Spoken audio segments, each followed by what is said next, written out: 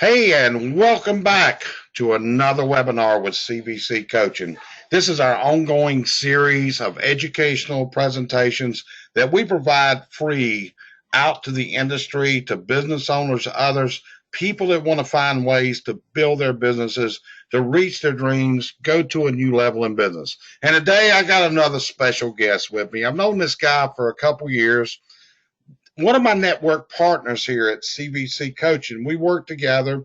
They work with some of my clients. And to be honest with you, the more we work together, the more we actually learn about what each other does and how we can help our clients jointly and singularly move to the level that they can go, that they've got in their minds. So today I want to welcome, joining me is Alan Rush from Direct Connect Solution. So Alan, how you doing today, my friend? Hey, Jerry, thanks for the opportunity to be here today, man. I'm doing good. Just got back from traveling late last night and looking forward to this all day. So thank you. There you go. I think you know how I feel going around the country and sleeping in strange beds, but it's great to visit people, isn't it? It sure is. I think I told you before, man. I don't know how you do it week after week. It's pretty impressive. Yep. So anyway, the subject matter today, I've titled this Tracking for Success.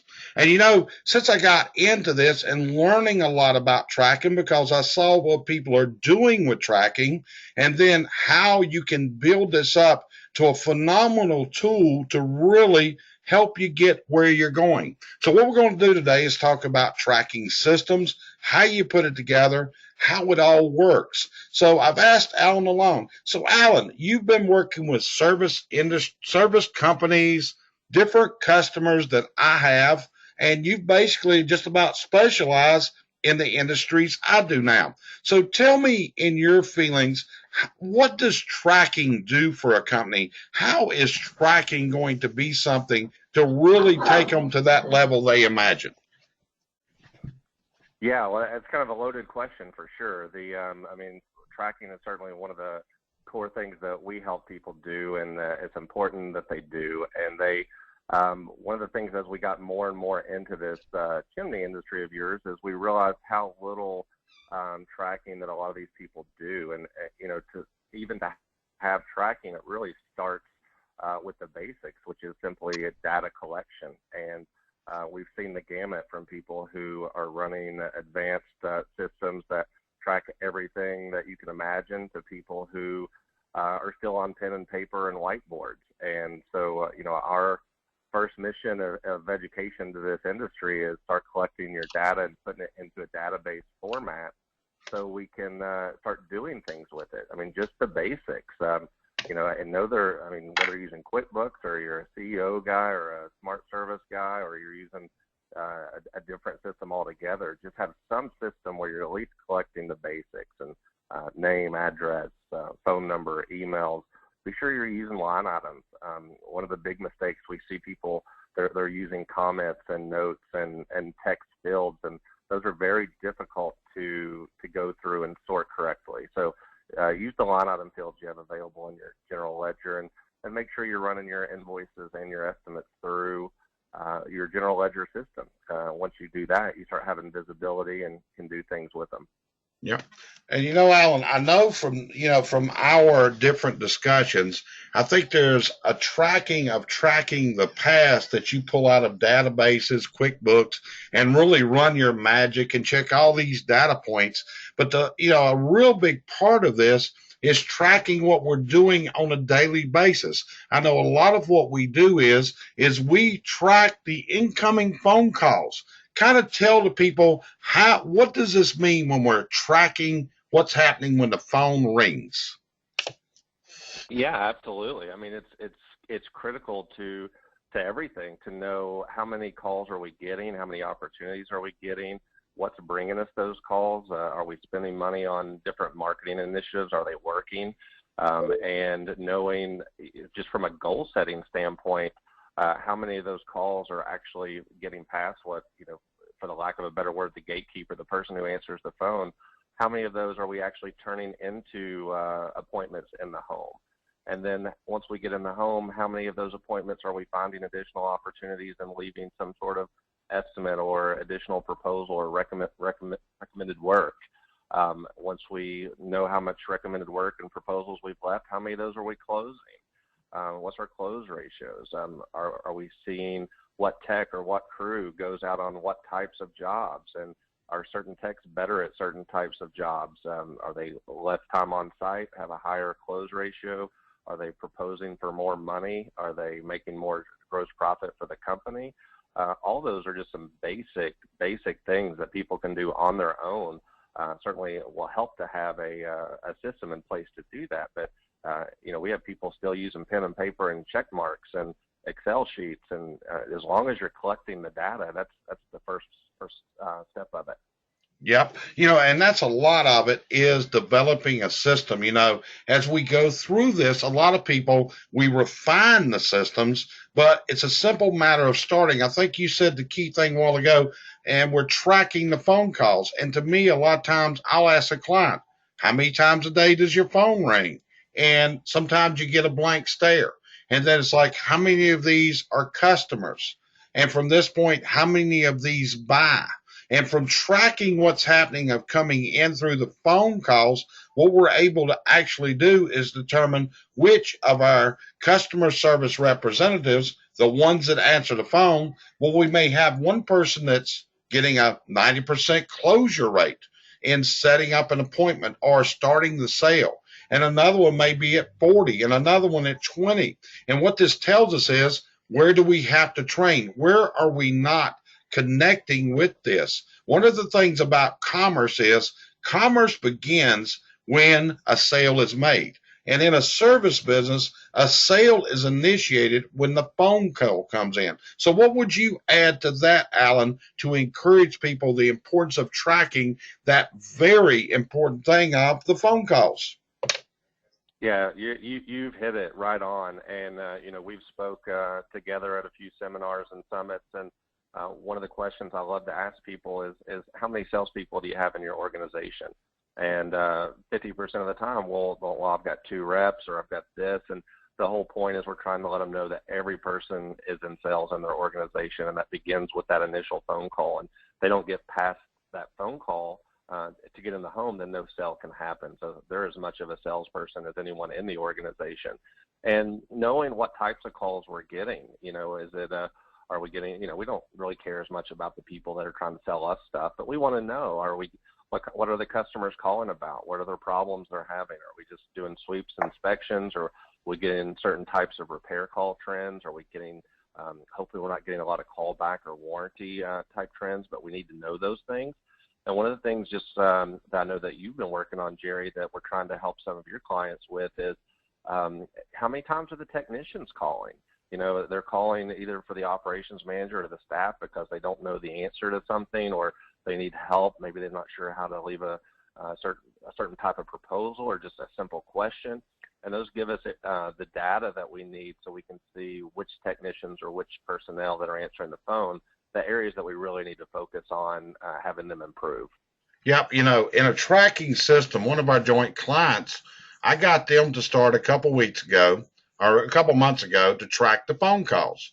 And what we were able to determine was that about 25% of our calls that came into the office were service techs with problems. And from this tracking, we were then able to determine why they were having to do this. So what we did was we refined the systems, because if these people are calling in, that's taking time, and it's taking time with the office. It's adding frustration. So this tracking tells the owner, and in turn, they tell me as their trainer, these are the areas, Jerry, we need you to work on. And this is where it comes up so dynamic from what you can derive out of your numbers and how that tells me what I need to do in my job. That's some of the things I find just so phenomenal about this. Yeah, I mean, you're hitting it right on the head. And when we, as marketers, one of the things that, or really the only thing that people begin to judge us on as far as are we being successful in helping them is marketing return on investment, the ROI. And we like to get them to look at these other features. And of course, that's a huge metric of knowing how much did you spend versus how much revenue did we generate from that spend. We got to know that. But we also need to know how many times did someone call and that phone wasn't answered? We have a couple of mutual clients where that's been we send them 200 opportunities and 100 of them don't even get answered. They go straight to voicemail. Those are huge problems, but we need to be able to shine a light on that to how do we fix that? And the same thing is, how many calls are they getting with genuine interest and they don't get past that initial call? How many estimates are we leaving and we're not able to close them? So that entire, we call closing the loop. There's accountability on both the marketer side as well as the company side. And a lot of times they really have no visibility into their own accountability because they don't have those tracking systems in place to let them know where their deficiencies are. Yeah, and I think you just said something there. Didn't you say 200 calls? I mean, let's give an example. Through the tracking systems, and once we do this, we can determine that the average call for a business may be resulting in a $300 sale on average. Another company, 200 calls could be averaging $1,500.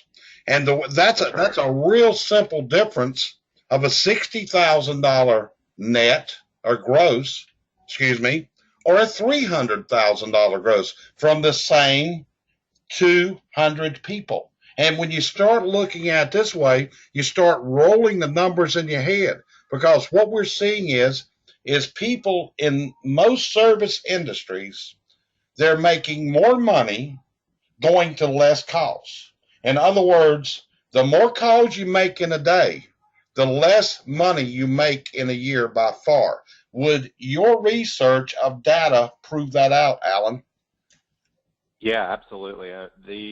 We're talking about a couple of different things here, but the goal, the main point is there's really only three things that are going to affect your return on investment. One is the number of opportunities, which is truly on the marketer. How effective are we at engaging an audience and getting them to your door? And that's where marketing pretty much stops. It's an introduction from a potential customer to the customer that we're working for. Right. The other things that will directly affect are the average opportunity that you get from a revenue perspective from those opportunities, as well as the close ratio that you're getting from those opportunities. If we can increase close ratio, or if we can increase average sell, then it does the same effect as increasing marketing spend. So we basically can reduce marketing spend and have a better return by being more efficient or effective in these other areas. And you're absolutely right. We've got people in $250 average sell, and we've got clients that are over $1,500 an average sell in the same industry. And the ones that have that higher average sell are the ones that are obviously seeing a much higher true ROI because they're being more effective with with what they're being brought. And as you know, one of the things that we do at Direct Connect is who is that ideal customer, and who's the one that's going to be most likely to spend the most amount of money. And it's not a volume game. It's let's cherry pick the low-hanging fruit of people who are ideal customers. And again, it's on the company that once that ideal company or person is introduced to you, that you do something with them. But we know that they're the person that's going to have the need, and they're the person that's going to more than likely spend more than what an average customer would. Yep. And, one of the things I think we've discovered through tracking and through the research that you've done, which is pretty dedicated, in-depth research. I even tell you sometimes it's really scary what you can figure out from looking at this data, but the return on repeat business and how often the company does business with the same person again versus other companies do not do this repeat business. We spend a lot of money to bring people to the table initially, but then we're not capitalizing on the repeat business. So what has tracking shown you about industry trends for repeat business? Yeah, I mean, it's huge, and it's a huge problem in this industry specifically. What our data is showing based on the couple dozen companies that we're working with in this industry specifically is about an 8% repeat rate on a year-over-year basis. So one of the questions we always ask people on the front end is, how good are you at things like forward scheduling, at getting customers to come back? And some people admittedly will tell you they're poor at it. Some people think they're excellent at it. And it's kind of interesting when the people who say they're really good at it, when we go in and look into their actual data, and they think they're at 50% or 70%, and they're really, in more of that 5% or 10%. And it's a huge problem when we talk about setting growth goals. If you're $1 million company and you're trying to grow 10%, if your repeat ratio is only at 10%, then you got to make up that 90% in new business again that you're not getting from last year, as well as the 10% you're trying to grow. So you're really having 100% growth, which is a very difficult goal to hit. And so what we're able to determine through the data is that you may actually have a much higher repeat ratio. It's just not a year-over-year type capitalization. So we start to see trends that you have your dedicated customers that do buy every year, do get an inspection or a sweep every year. You've got your 2-year customers, your 3-year customers, your 5-year customers. And that's important to know those trends. So when we go from a marketing spend standpoint, if we know they're a 2 or 3-year customer, then we want to make sure that we're at least engaging them on their timeline. And we can save some money and invest in other areas if they're for the people that do year-over-year type investment. Yep. So knowing that is half the battle. Yep. You said something a while ago that marketing is designed to bring the customer to us, and then we go into the sale mode.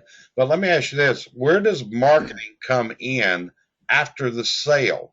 What's the important parts, and what do we do to keep marketing? Because once we've made the sale, now in my mind, we've got to market for the next sale. So that's right.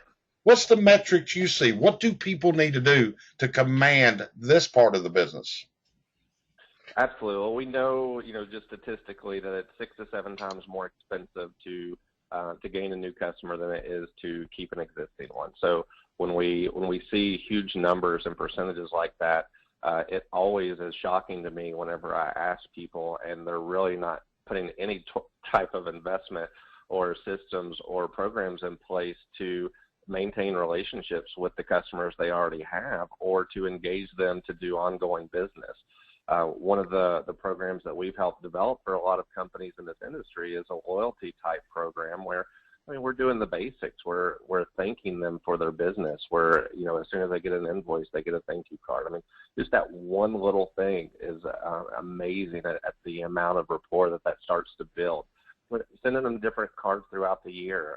We like to hit our past customers a lot during every company is a little bit different, but in this industry we tend to see a drop off in business from around the middle of January to all the way up until August. It's a little bit slower, so it's a perfect time to engage those past customers so we can, 1, get revenue to help with our cash flow, and 2, keep our techs busy, and 3, the biggest one for us is that we're not dealing with past customers during our really heavy season, from September through the end of December. That's where we really need to be focusing on as many new opportunities and new clients as possible, because we know that's where the higher average opportunity and the higher average sale is going to come from. And if we're engaged in just sweep and kind of residual business, we're going to be losing out on opportunities, especially if we're booked out 3 weeks, 4 weeks, 5 weeks, and one, we're going to make our customers a little less happy because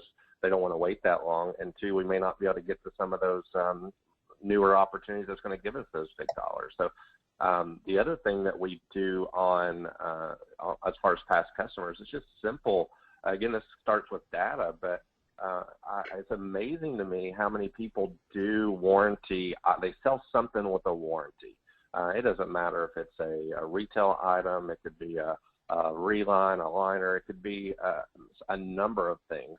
And we give them the language that, hey, in order to keep this manufacturer warranty, we need to have this inspected and cleaned if necessary once a year. And hardly no one takes advantage of engaging their customers to remind them that, hey, this is due.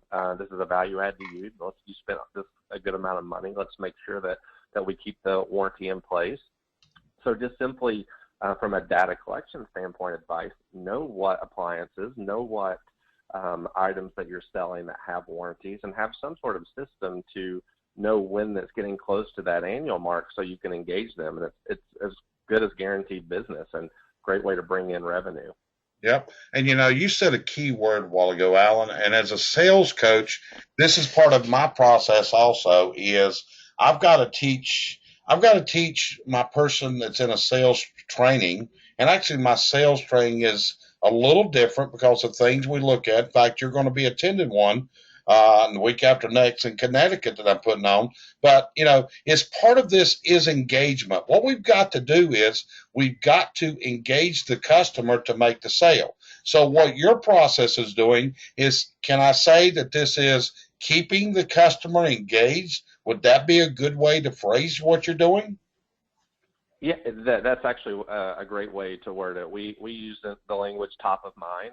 We know that every time we put our name in front of another anyone, that we have one more touch for them, and that we put our name and our brand in front of them. And even though we may not get an immediate response from that in terms of a call or a sell, we know that we're positioning ourselves in a place that when they do have a need, or when they are having conversations with their neighbors, or they're in networking opportunities or social media opportunities, when someone says, "Hey, who do you know that does this?" We've put ourselves in front of them enough that they know they had this done, and now they know who they had it done through. It's amazing how many calls that we are tracking when we know they're repeat customers, and they'll say, "Yes, I did business with you before," and they won't be in their system, meaning that they did business with someone else and they just didn't know who they did business with. So if we're getting those types of calls, we know the opposite's happening, and you're losing opportunities to your competition just because you're not staying in front of them on a regular basis. Yep, I think we're in agreement. Well, something came real clear to me. The whole Direct Connect crew was with me in Indianapolis, and we had all of our whole team together at our CVC Success Summit the other week. But I think, it came, one of the things that I learned, and I went to Nashville, met with you guys after that, but, you guys have been known for mailing really neat stuff. Okay, that's what you're known for. Y'all mail really neat stuff, and you do. It's really great, and it was really amazing because my background was actually in the print business. It was really a really cool afternoon going there and seeing printing equipment and all that back from my younger years. But tell me down deep inside, Direct Connect does more than just mail neat stuff, right? So tell me, what does Direct Connect really do, Alan? Yeah, and I'm so glad you came to our office in Nashville and we had those meetings. And you probably taught me more about our printing press equipment and mailing equipment than I know. So that's not the world that I live in, but it was good to see you get to go back to your roots and kind of relive some of those times that you had. So I appreciate your education on that. But yeah, it's if Mark Stoner's listening to this, I'm gonna, hopefully he'll laugh with me here. But he's been such a great asset for us, and he's done several presentations where he's shown some of the different things that we've done for him in the formats of cards, and it kind of became this "I want that" mentality. Oh, that's really cool. I want to do that. And it's important that may be what we can do for you, but it's the process before that is what's important. Is understanding what's the goals of the company, what are we actually trying to accomplish, what's our budgeting, what's our systems that we have in place, what are we really trying to accomplish, and setting specific goals of growth by saying, okay, if our average sell is this much and our close rate is this much, then we know we need to engage this many people in order to meet that goal. If it happens to be through a direct engagement, that's something we do very well. We love to do that. But it could be anything from, we do magazine ads a lot in this industry, radio, billboard, TV, pretty much anything outside of the online component and the social component, which we work very closely with the Spark Marketer guys who fill that gap for us and do a great job at it. But what happened to us in this industry is we got kind of pigeonholed into the people that send out direct mail. And what that put the focus in this industry was how many of the X are you sending out, how many responded, and what was my return on investment. And we're getting we're trying to refocus people back into what we really do, and that's we're a marketing company and we want to set marketing goals. We need to understand we're here and we're going here, and we want to help you do that through whatever mechanism of tracking that is. The other big part of that is holding people accountable. You mentioned, I'm looking at the picture here on your thing. That was in Portland this week. And the reason we do those types of trips, as you're well aware, is that we can bring them to the door, but if you can't convert them to opportunities and you can't close them, or your close ratio is so low, those are areas that we help hold people accountable for and give them the tools and the resources to increase those things, which in turn is going to increase the marketing return. Right. The marketing is intended to bring the customer that matches our customer profile, which is what you're doing in the data analysis. What is the person that buys from us? Who is this person? What's their ages? What's their household income? What's their house worth? What's their credit worthiness? These are all the things that you guys assemble. And from that point, you then put together a program to go after that specific person. But at that point, like you said, that's when it comes down to what I do with people, and what they do on a daily basis is they've got to now excite this customer. A lot of times I'll be in a seminar and I'll ask the question, what's a satisfied customer worth to you? And I'll get all kinds of things, and I'll say, well, realistically, if a customer's only satisfied, they're really not holding value long term. What my goal is to step them above that into what I call the loyal customer, but then I want to step them above that, and I want to make them an enthused customer. I want this customer enthused about me that he's going to tell others. And that's one of the things I say, and I'll say it out loud, real loud and scream it, you got to try my guy. And that's what it's all about. And that's what we've got to get the people in the company with that type of outgoing personalities and sales skills. Do you agree? Oh, I do. And you hit it. If anyone hadn't read Raving Fans by Ken Blanchard, I mean, it's a great, I don't know the right word, but support for what you're saying here. I mean, we got to have raving fans, enthused fans, and those are our customers. And you're absolutely right. A satisfied customer will shop on price. They will not appreciate the value of your certifications. They will not appreciate the value of all the training and the time and the effort that you put into being safe. And there's plenty of people out there that are going to use the cheap guy, and that's never what we want to be. We want to be all about the value, and I couldn't agree more with that, Jerry. Okay, well, I'm going to read something off, and this is something that Alan put together, and so you know, he'll be glad to send you this stuff if you'll just email him. His email address is up on the screen. But these are the type things that can be derived from proper tracking.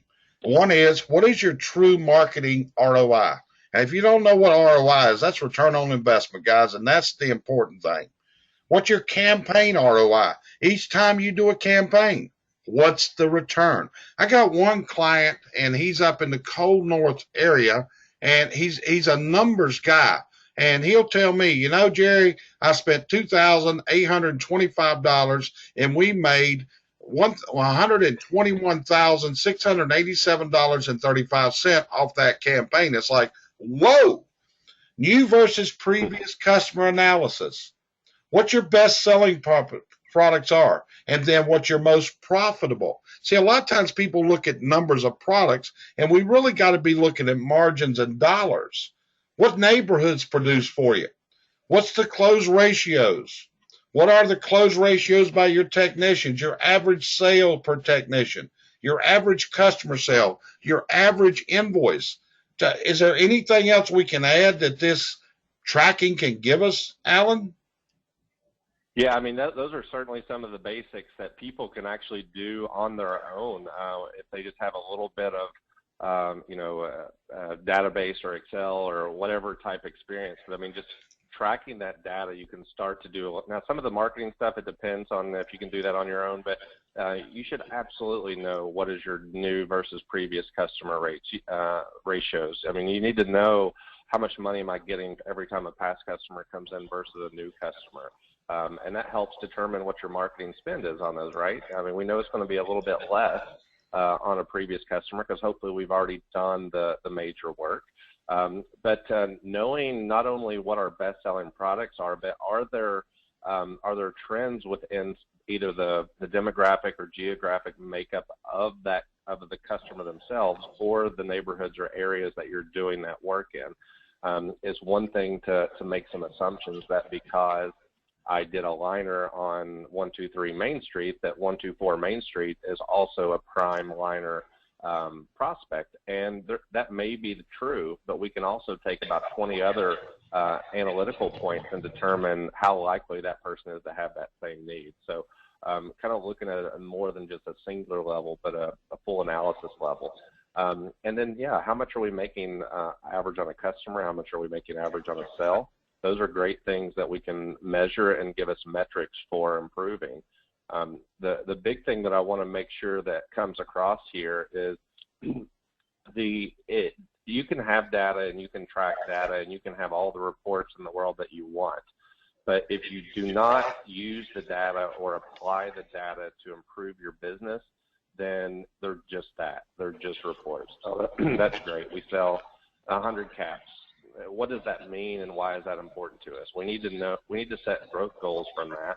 We need to know that if we're going to grow 10% this year, that means we have to do 30 more jobs. And based on our seasonality, we need to do 2 this month, 3 this month, 10 this month, whatever that is. I mean, you need to have, much like if you work with multiple CFOs, much like they'll set a forward budget, you need to be doing the same thing with your marketing and sales goals in order to get there. So if you are just tracking to track, then it's a waste of time. But if you're tracking for either training improvement or customer experience improvement, or for hopefully revenue and profitability improvement, then that's when you really got something good. Well, that's it, and, we're not going to make any bones about this. It's a little bit of work putting this together. It truly is. But guess what? Yeah. That's what running business is. And, it goes back to the E-Myth psychology and the Gerber recommendations and all that, which is you got to stop and spend some time working on the business. That's is critical. And so many of us, it's kind of funny amongst myself and the different members of my network team, like Alan here in Direct Connect, because I can just about tell them to the day when people are going to call them and want marketing to go into effect. Alan, would that be true? Oh, you warned me and you reinforced it 3 or 4 times, and it's been nothing but the truth. I laugh. My wife and I, we have our anniversary in February, and we used to travel to Cancun every February. And then now that this has become such a focus for me personally, and we had to change our anniversary trip to October, because in October you guys are not one to talk to me, but in February you really, really need my help, at least from a perception standpoint. So yeah, I fully agree. Okay. Well, let me ask you this. From a marketing aspect, I commonly tell people we need to be setting marketing initiatives up and strategies well in advance. It's like I advise people, we need to be deciding in September how you're going to market in January. We need to be deciding in January how you're going to be marketing in April, and vice versa in September. Would you agree with that philosophy? Is marketing something you can put together in a couple of hours, or does it take long-term strategy building to make it happen, Alan? No, it absolutely takes long-term strategy, and I think that is a big thing that people struggle with, especially with a lot of things that we do, because we do a lot of one-on-one and direct engagement, and there's this impression that I'm going to get an immediate return, first of all. And so I can tell you statistically, we've seen people that receive an engagement in February, and sometimes they wait until February of the following year to buy. So we need to know those types of things. But having a marketing plan in place of knowing, doing a full SWOT analysis, doing a full, where are we going to put our marketing money? And then what are we doing on a month-to-month basis? And you're absolutely right. 6 months from now, we should know what we're doing. One of the things that we see people tend to want to do is they want to stop marketing in the busy season and then ramp up marketing in what we would call the slower season. And it's important to know that marketing, especially branding and top of line stuff, never stop. But it's one of the worst things you can do is I'm too busy to market, or now my cash flow is bad and I can't afford to market. So you need to budget and be prepared for it, and know that your strategy is certainly going to change, and you need to be able to adapt based on certain factors, such as how far we're booked out and where we're at on our goals, those types of things. But you need to know the entire year of what the big picture is going to look like and where your money is going, and you're prepared to spend that money, so you don't get into that situation when cash flow is hurting and you can't afford to market when you really that's when you need to. Yeah. It was like I was recently spending some time with one of my coaches, one of my mentors, Jeffrey Gittimer, and spent a full day with Jeffrey about a month ago. And when I went over, I took Jeffrey one of my Chuckies and gave Jeffrey a Chucky. And he just looked at that, and then I started talking to Jeffrey because, he's asking me how my business is doing and what I'm doing and all this. And I got into my dreams thing. And, you've been around me enough to know dreams are a lot of what I talk. In fact, when we were in Indianapolis, we called that the CVC Dream Team. But it was all about dreams. And, and Jeffrey is sitting there and he said, this is one of the most amazing brands I've ever seen. And then he even did a testimonial video today talking about the phenomenal brand that I had established. And so that's what people have to see and what they have to do. You can't establish a brand in just one area. Branding is how you present yourself. Branding is your image. Branding is the way you answer the phone, the way you respond to complaints. Tell me what your thoughts are on branding and how you create this unique brand, Alan. Well, you're hitting it on the head every time. The brand is everything, and that's one of the. When we got into this industry, we kind of go back to, we got kind of pigeonholed into the people that send out things, or they have systems in place to automatically follow up on estimates or manage warranties or those types of things. But it's much bigger than that. Everything from your logo, your website, which we use Spark and those guys to partner with, to all your advertising initiatives, to the way you answer the phone, to the way you show up to a job site in uniforms, that you're wearing your CSI certification badge, that your vans are clean, so that when the neighbors are seeing them, that this is a reputable company. Our language that we use in front of customers, the way we leave proposals. Are we hand scratching stuff that doctor type writing, or are we presenting them with something that's very nice?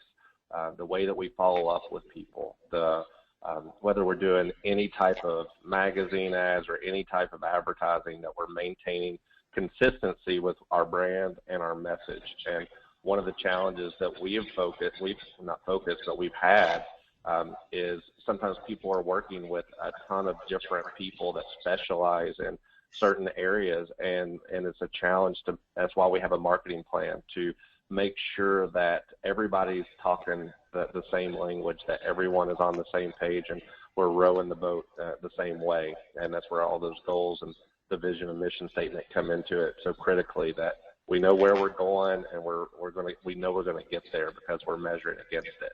But if you don't have a brand and you don't have consistency in the brand, then you may as well not even have it. I mean, we talk all the time the restaurant experience. You go to a really nice restaurant and you have a great experience, and then you go back and it's a different person and it's a different experience, and maybe they take a little longer, and they're not as friendly as the previous person. That one visit tarnishes all the other good things that we already previously had in our mind about that brand. So everything from, again, the web to the close of the sale to the follow-up of the sale needs to all be about the brand and all about a positive customer experience. Because if we create those enthused fans that you talk about, those enthused customers, and those then they're going to tell people. That's how we get reviews. That's how we get referrals. That's how we grow the business. Right. And, and that's the thing that we work on a lot. A lot of times I'll go visit a client. I'm doing analysis. And to be honest with you, often I see attempts that actually turn the customer off. And one of the things I do is I preach and I teach and I talk about, you have to think like the customer. And the longer you're in business doing something, the harder this gets to do. So in marketing, is that what you're doing? Trying to think like the customer so the message you're giving them will be a message the customer understands and activates the customer. Is that part of the goal? Oh, that's you're talking our language now. I mean, our company tagline is relevancy drives engagement, and I can't tell you how many times you've invited me personally to technical courses that you've done and training courses that you've done, and I'll tell you every time, I don't want to attend those things. I don't want to know those things. I don't want to know what the techs know from a detail and a technical standpoint, because the customer doesn't know those things. The more I can think like the customer, the more I can send that marketing messages that are going to relate to them. And they don't care who you are and what you do and how great you are, how long you've been in business, all your certifications. They don't care about any of that stuff in the initial marketing until they know that you're a company that can solve a problem or a need that they have. Once we've got that done, and that's just, hey, let me engage, let me read this. Yes, I may have that need. Then all those other things come into play. And so from a marketing standpoint, we want to be very customer centric. What are their problems? What are their needs? Not we do this, we do that. And if we can relate to them on that level, then we're starting to get there. Well, Alan, I do know this because I get to see numbers. I get to see results. I know we got clients that are moving and their sales have went up in a great, successful manner. We know we got some. We're trying to get the right message there right, and we still keep working. And we know this, but that's what we're doing together is we're trying to come up with the right package to grow these people to a whole new level so they can get their dreams, so their business can produce. I mean, it was like when we were in the summit, and I don't know how you felt when Kevin Russell started talking about his dream and his horses and looking after veterans and how that's building its business. But I mean, that was like a chill come over me at that point. I don't know how you felt, but it was like this. He was so passionate about this, and it almost brought a tear because you've seen, and you got to be behind this guy. You know what I'm saying? And that's what everybody's got to have. I agree, Jerry. I mean, Kevin's not currently a client of ours, but I've talked many times, probably 3 or 4 different locations with Kevin, and I am as much on board with his dream than probably anybody. He was able to share his new logos and his new all the stuff that he's able to do because he's becoming successful and getting closer to that dream of helping veterans through this sports program. And man, that's just exciting. You want to get behind someone like that. I couldn't agree anymore. Same way, he sent me an email the other night. It's like, man, here's my ideas. You go for it, brother. I'm all behind you because it's so great to see people do these things. Well, man, we've had a really good time here. We've got some good information out. So I want to ask you a question. What else would you add to this? What else would you say that people need to keep in mind that can turn tracking and make it into the success story they're looking for? What's your final words in this, Alan? Yeah, I think you touched on it just a few minutes ago. Sometimes we hit it out of the park when we do marketing. Sometimes we don't. And if we're tracking, we know good and the bad and the ugly. Hey, we're bringing you this much return. Hey, you're not getting this return. But when you track and you have a marketer that's paying attention to who's responding and who's not responding, those non-responders are as valuable as the people that do respond, because we need to know, is it a messaging issue? Is it a target issue? Is it a company processing issue from the phone or in the field? That having data will allow you to determine those things. I've seen way too many people give up on things that we know works well just because they're not seeing the response right now, and they're not taking the time to say what's working, what's not working, and the big question of why. So the big thing is make sure you're tracking those things and you're making intelligent decisions based on data, not based on it feels like it's working or it feels like it's not working. If you can do that, you're going to be ahead of the game, and you're going to make strategic decisions based on real numbers versus what we call the chill bumps and the loosey goosey type deal. So that's probably the final thought there is you can do a lot with data. You just got to start tracking it. The last thought has just kind of come into my head that's so important is clean data. I can't tell you how many times we've seen unclean data, and it almost becomes customer facing. And what that means is, we've all had those customers that are not the most pleasant people to deal with, and we may want to make a note about them in our system and something that's not flattering. Well, if we start putting that in name fields, or we put that in address fields, those can eventually come back to haunt the customer and haunt you. And so, if you're familiar with the Comcast case that's going on right now, where this exact thing happened, be sure you're using your systems for the way they're intended. Don't use fields for other things. Use no fields for no fields, and use name field for name field, address for address, et cetera, et cetera. And it'll make your life a lot easier in the long run, and it'll give whoever you're working with to analyze your data a much more clean way of analyzation. Yep, that sounds great. So, Al, let me ask you this. Somebody's listening to the webinar, and they'd like to say, hey, I want to talk to Alan, want to get acquainted, find out more what you do. They can send you an email at alan.rush@directconnectsolutions.com. Here's the thing. Somebody wants to, pick your brain, says, hey, Alan, can we talk on the phone? Give them a little advice. What you going to charge them for that initial phone call, Alan? No, that, absolutely nothing. I mean, at this point, we're all about how can we help, and if we can provide education to people and we can give them some tips that'll help them grow their business, then we know that's a win-win for everybody. And hopefully we help enough people that they do want to use us to on a contract basis, and if they do, that's fantastic. But I've never not taken a call just because someone had a question or needed some help with something or some advice on something. Yep, it goes back to one of the things that, sound like Zig Ziglar said, if you help enough people get what they want, they'll help you get what you want. And it's like, right. And, it's like Zig, if you ever watch Zig when he was doing a seminar and he ever had his pump out, and they said, if you pump a little bit, you're going to get a little bit of water. And then Zig would really start pumping that, and the water starts flowing, and you just got to keep pumping it. And that's what marketing is. That's what sales is. That's what drives me. I think it's what driving you. So anyway, Alan, I want to really thank you. We're recording this on a Friday afternoon. It's a beautiful day outside. I appreciate you taking your time. If you've got a question, if you've got an area that CBC Coaching can do a webinar, answer some questions for you, Lord, give us a call, email me, let me know what it is. What we're trying to do is providing a series of educational webinars in a recorded format. They're free. We're not charging for them or anything. It's just our way of laying the information out to you where you can be successful, where you can get your dreams. Feel free to email me, jerry@cbccoaching.com. Follow me on Facebook.